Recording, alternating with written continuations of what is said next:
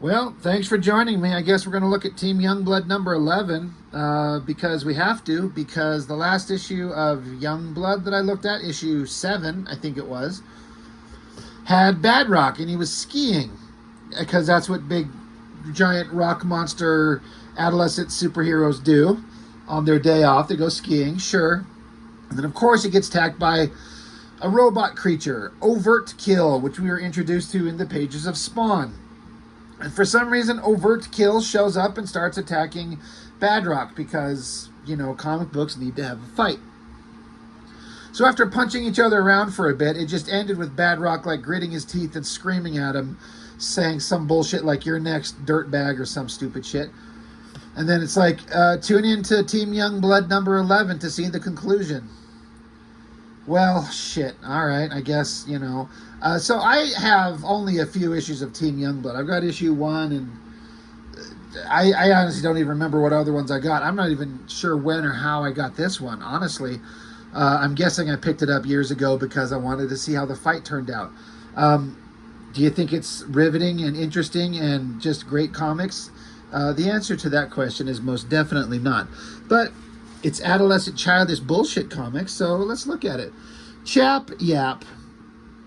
He's got a little bit of a focus on the channel. I talked about his work in the very earliest days of Extreme Studios, and the most recent one that I did was that War Child 4-issue miniseries. And the consistent thing with Chap is that you can tell that he is pushing to get his artwork at the top level. He tries hard, he renders, he puts detail, he puts background. I feel the efforts of an artist giving everything he's got. And he gets better. The problem is that his storytelling has several failings where you just can't tell what's going on. And it was very prominently that way in that War Child miniseries, which is kind of unfortunate because I feel like he was going for it to make that his, at the time, defining work is what it seemed like. I could be wrong. And so, what's it going to be like in just another random issue of Team Youngblood where Badrock's fighting Robot Monster and then other Youngblood guys are going off to fight another bad guy? It's just the same old stuff all the time, over and over. Well, let's see. So, you got the team. Roll call. Oh, we don't need to roll call because you got their names on there. You got Masada, the Jewish giant. Photon, the little alien flaming-headed dickwad. You got Riptide, the soon-to-be porn star. And Cougar, almost X-Force Animal Man. And then Sentinel, who lost an eye somewhere. I don't know if I remember where that happened. I also don't think I care. But there's all this great text written by the poor Eric Stevenson, who had to write the script to this thing, trying to give it this heavy weight of, we forget how fragile we really are. We are the hazards of our particular line of work. Sometimes you think you're invincible. You think that you're seeing yourself as infallible. But now none of us believe that. Dude, this is just... It's just stupid. It's just... So... It gives a recap of whatever the hell else has been going on. I feel like I've probably reviewed whatever these comics were. I just don't remember what they are because these things are so unmemorable. So, Sentinel is remembering. I think this guy is supposed to be Blackrock, and this giant guy is somebody, and this evil face is another somebody, and this douchebag looking animalistic twat waffle, I think that's not Sabretooth. What do they call him? Warwolf. Who cares? They're a bunch of nobodies. But the drawings are pretty good Image Comics quality type, heavily rendered, gritted teeth looking monsters and villains and heroes. This has got all the kind of standard facial structure that you would get from somebody who's learning how to draw from a Liefeld and Jim Lee, but maybe not understanding why you're putting all these random ass lines and folds and creases. It looks kind of fine. It's not great, but it's kind of fine. So they're flying along, and Riptide, we got a silhouette of her bent over this, the back of the seat saying, "Hey, Sentinel, when are you going to get back here and rail me from behind?" And Sentinel's like, "We're kind of busy right now. We don't have time for this." And Cougar's like, "Come on, Sentinel, get her. She won't let me because she doesn't like the way my animalistic dick looks like. It's covered in fur. It's gross." And she's like, "That's true. It is gross." So Sentinel's like, "I swear to Christ, guys, I will crash this spaceship into a mountain if you do not shut up about all this gross shit." So Cougar shuts up. I promise you, my fan fiction story of this YoungBlood, dialogue going back and forth is more interesting than the shit that's going on in this thing here. Then 3 panels, an entire splash page, 3 blocky panels with this scratchy border on the outside, which does nothing, with like bullet crack things in the background. And it's just a shot of the least referenced kind of mountain you could ever come up with. They just like they basically built a pyramid. Look at line up, line down, and then almost another line here. It's like a giant mountain ice pyramid, which is an interesting idea, but it's supposed to be a mountain in Colorado, like a real place. And it's just an explosion and then explosion and then explosion. Like, I don't know if it's supposed to be 3 separate explosions or one big one that we're just getting closer on. This could honestly have been 1 panel, 1 splash page. But also, honestly, it doesn't need to waste time and space with repeating the same image. Just sort of getting closer. Like, do something else. Come up with something more imaginative. Like, what a waste of a page. Oh, yeah, there's text on here. This is supposed to be interesting. This is just Stevenson just doing filler in terms of like writing shit. I don't know if he's trying to like earn his paycheck. Like, look, Mr. Liefeld, I filled up the page with a bunch of words. And so Liefeld's like, great, I'm sure it's amazing story. It's quality stuff. Keep going. But it's just like, oh, this place in Colorado. People go here to ski. It's a paradise. Some people just want to get away from it all. Except Thomas John McCall, the big giant rock douchebag known as Badrock. He just wanted to go skiing, do a little skiing, a little schmoozing. Well, guess what? To the day of the life of the world's most popular superhero, it literally says that. So we get double page spread of stupid overt kills blasting at stupid Badrock. In terms of what these characters look like and trying to make the biggest, most exciting image you can come up with, this is about as good as you can do, honestly. Big bad guy shooting lasers out of his hands, but it might as well be water splashing at him. It says Zat. But Badrock's just like, yikes. Yikes. So all these lasers don't hurt Badrock one bit. So, I mean, he's supposed to be a big tough guy, sure. He's a, tough hide because he's rock, I guess. Was Chap just rendering the hell out of every corner and shape and curve and muscle and vein just to give it. And then, here's a peek of a shadow and crosshatch it out. And then the inking, I don't know who's, doing what pages, but you got Miki, Alkiza, and Sabal. I don't know. This feels really sharp and pretty. I would not be surprised if this is Miki inks. Meekinks? How about that? It's about as good as these characters could be drawn. Like, I don't know that anybody can necessarily do better. It's just lasers bouncing off them like it's water, like it's liquid. Who cares? So, of course, Badrock, Eric Stevenson's got to fill up his, thought bubbles with, this is crazy. 1 minute I'm zooming along the slopes, minding my business, and the next thing I know, I've got a lobotomized killer robot trying to punch my clock. What the heck's going on? Asterisk. If you're as confused as Badrock, check out Spawn 23. Well, I do have Spawn 23 somewhere, but I ain't going to go dig it out to fill in the interesting, intricate backstory of whatever the hell's going on. But again, this is just an exercise in, like, wasting space, for fuck's sake. Here's Badrock running and jumping and landing. An entire page dedicated to this. This could literally have been 1 panel. Or 1 big panel, 2 smaller panels, and show some more storytelling. I guess if you want, if this is exciting, You know, Badrocks running off. And again, the dialogue, it just makes this character sound so stupid. He's like, whatever the case, never let it be said that this Tommy was deaf, dumb, and blind. Beating the stuffing out of old lame brain here obviously isn't going to get me out of this mess as quick as I'd like. So I think it's about time I came up with a more refined plan of attack. How would Shaft handle this? These are the thoughts that he's having. And it sounds so stupid.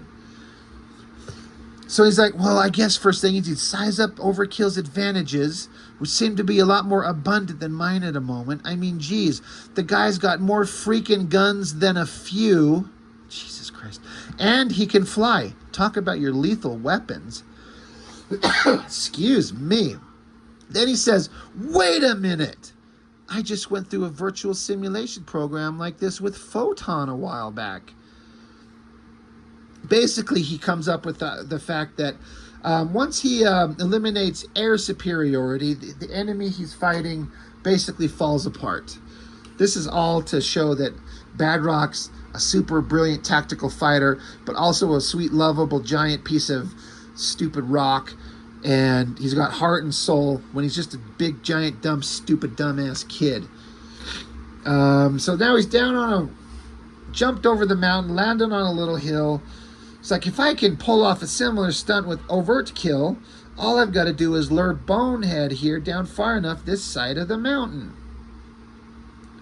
So here comes Overkill, covered in blood. And Badrock's like, if I could start throwing him a beating, he won't be getting back up. All right, I'm enthralled. How much story has been told over these pages of all this space wasted? I mean, again, at a glance, this is kind of visually exciting. I've said before that Chap, in a way, does the Liefeld thing better than Liefeld. But there's just some magical quality that's just not quite there that's Liefeld has that Chap doesn't. I don't know what it is. I also cannot tell you what is going on in this panel right here. Like, angry Overkill. Excuse me again, what the hell? Badrock's gritting his teeth. Overkill's coming along, which is kind of a good shot of his angry face and teeth and nose and mouth and slobber. That looks cool. But I can't tell what we're looking at. I guess this is Badrock's arm and like a finger or two. And then he's throwing a rock. So I guess this is his arm coming down and picking up a rock. Sure. All right. That's as good as anything else. I guess this is a good thing to waste this much panel space on. So he picks up a rock, chucks it at him, smacks him right in the head. I thought that Badrock was saying that he needs to eliminate the advantage of flight from this guy, but then he just throws a rock at his head. Again, not a bad splash page. I always kind of felt like it looked like his one leg here was ripped off, because this long appendage down here looks, reasonable. This is just supposed to be like his lower leg from his knee to his foot. So his leg is bent up, and that's why we were seeing rocket blast coming from the bottom of that robotic foot. But it just reads like his leg is just off and missing. But I guess it sort of reads where the rock smacks him in the face, and I guess he falls to the ground. I don't know why Badrock, what is happening to Badrock here? Overkill gets hit, and then there's an explosion on the ground. I guess, did the shockwave push Badrock off into the distance or something? I don't know. But he slams in the snow, then he comes running up to him, saying, hey, you want to tell me why you attacked me? But then he's like, oh, wait, I got to make sure I grab onto your head so it doesn't separate and take off like last time. See YoungBlood Strike File number 4, which I do remember. We've seen YoungBlood Strike File. And so these two have met before and had this fight. But, oh, wait, it says, oh, no, don't tell me you already. So, yeah, this is this thing that this Overkill does. He just detaches his head, and now it's got rocket boosters and flies off, dragging Badrock with him. It's just kind of like, really? This is an entire comic book dedicated to like one of the most boring, uninteresting. Like, there's no stakes that we give a shit about. There's a thing about writing drama and characters, and battles matter if you're invested in the characters. There's been build up and consequences to the fight, but this is just like adolescent bullshit, punch 'em up nonsense. And you could say that's what these comics were made for. That's what they're built for. Okay, that's fair. I find the people that are huge advocates of how amazing these comics are talk about them like they're way more deep and meaningful than they actually are. But this is just mindless, childish stupidity that's, I guess, fun and colorful. It's just, it hits different when, these come out when you're 15 years old. Now you're 47. I'm looking at them going, man, I can go back and read some comics like, classic X-Men written by Claremont, drawn by John Byrne. And I loved them when I was a teenager and early, even before that. And I love them today. This shit, it's just stupid. It holds no replay value. Anyway, back to the amazing story. Rocket Head from Overt Kill takes off. And now separating from his body and getting knocked on the head, now he can talk more coherently. Because he's been talking like a mindless, brain-damaged, shorting out robotic thing. Now I was like, oh yeah, I was a little mixed up, but now I'm back to normal. And I've got you, and you're, I've got you in my clutches. And Badrock's like, no you don't. I'm holding on to you, and I'm not going to let go. So Overt Kill blasts high in the sky. He starts laughing like the Joker, and then somehow, without having hands or any means to get leverage, he's able to bite the hand of Badrock, I guess. I can't tell what this lumpy, misshapen thing with blood in Overt Kill's mouth is supposed to be. The only thing I can imagine it is one of Badrock's hands as he's holding on, but it doesn't look like a finger. It could be his Badrock's bent, misshapen dick, for all I know, which would be a way more interesting concept. Imagine if Overt Kill latched onto Badrock's cock and is flying through the air, and Badrock's just screaming, and he's like, and Overt Kill's like, don't move or I'll burn it off. I'm telling you, I'd write a brilliant YoungBlood comic. Poster insert by Todd Knock. I absolutely hated Todd Knock's early artwork. It was just lesser version of better, more experienced artist, but he grew to be a fabulous artist. And this is actually not too bad. I mean, it's trickier than you might think to draw a big spread of heroes standing and to have them all standing on the same level ground and get their proportions reasonably-ish correct. And they're all standing, they're all posing, they're all flexing. Why does Masada have this like pussy jewel covering her little pelvic area? What a stupid design. Who comes up with this shit? The colorings are cool. The moon behind him's fine. I don't particularly care for the anatomical styling, the rendering. But Todd Knott grew to be a great artist. But this is not easy. I mean, it's trickier than you'd think. Because you start getting characters in different, you draw one character here and then you draw another one, but then you realize that you drew them out of proportion, and so they're suddenly not standing on the same ground because one guy you drew a little bit bigger, so then his feet are way below the other guy's feet, and then you fucked it up. Todd Knott paid attention and got them all standing there. So in that respect, you could kind of tell that he was paying attention and had some understanding. He just needed to refine himself, which he did and became really good. But anyway, Badrock got his finger or something bit, so Overt Kill takes off. Badrock crashes down. Overt Kill blasts off into the sky, just takes off. He's gone. And Badrock just sits there grunting with his stupid little soulless eyes and his bowl for a mouth. And it says, if I didn't know better, I'd say he came all the way out here just to screw up my vacation. Man, if it wasn't for bad luck, I wouldn't have any luck at all. Yeah, me and you too, buddy. So a pointless, meaningless, soulless, brainless fight that did nothing, meant nothing, solved nothing, changed nothing. But it wasted 2/3 of the book. Thank you. So now he's sitting up here freezing. He's probably sitting on a rock taking his shit. He's like, God, how do I get out of here? Oh, and Shaft shows up in one of the Avengers Quinjets. And they're like, hey, man, we need your help. He's like, no problem, buddy. Beam me up. So he transports up Star Trek style.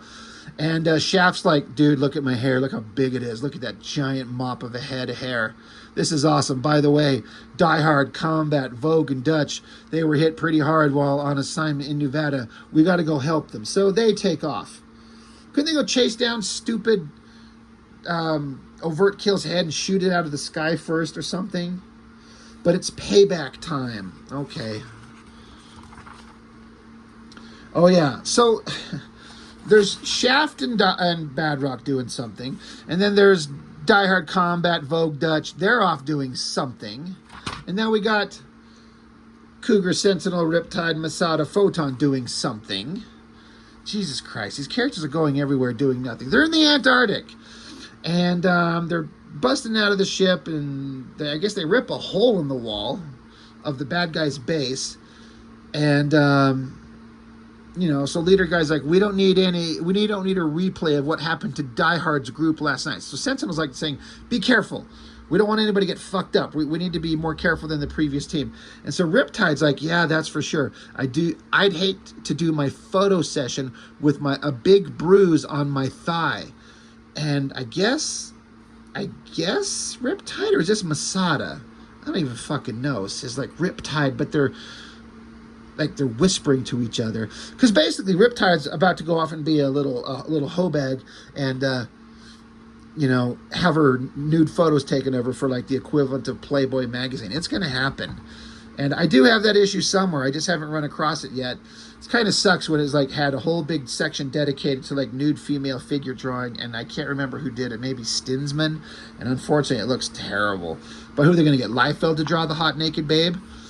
Yeah, I don't think so. Can you even imagine what a nude female figure by Liefeld would look like? Oh my Jesus God. Oh, I feel like I need to find some Liefeld female figures, print them out, trace the figure, and then like just draw them without clothes on. Just see what a fucking horrific, god-awful nightmare that would be.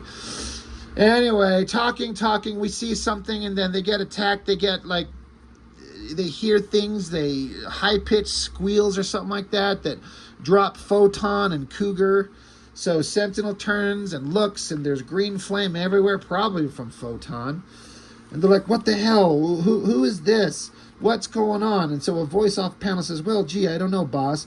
I thought you were the only master of deduction around here. And he's like, that voice, it can't be. And it says, oh, come on, Sentinel, you got to be more shocked than that. After all, it ain't every day that your boy Brahma goes bad.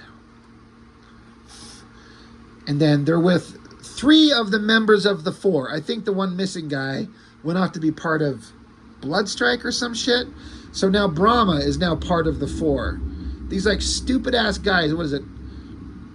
Glowstick and Fuckwad and Monster Cock and Brahma. And so now I guess they're the 4. The thing that's funny about Brahma is because I didn't collect Team Youngblood. This character was like in issue 1 or 2 or 3 of the regular Youngblood series, and he just disappeared. It seemed to be like Liefeld did not give a shit about this character. And it was only until way later where I discovered that he became like an angry drunk or something, and then a part of the bad guys. I just like, whatever happened to this dude? Of all the Youngblood characters that we were all introduced to way back when they were first brought to our attention when they started the book, you're like, okay, here's a giant guy who's the equivalent of, instead of like having triplets that were born separately, these 3 individual fetuses like joined into one and produced this giant monstrous human being. That's Liefeld's description of how he come about.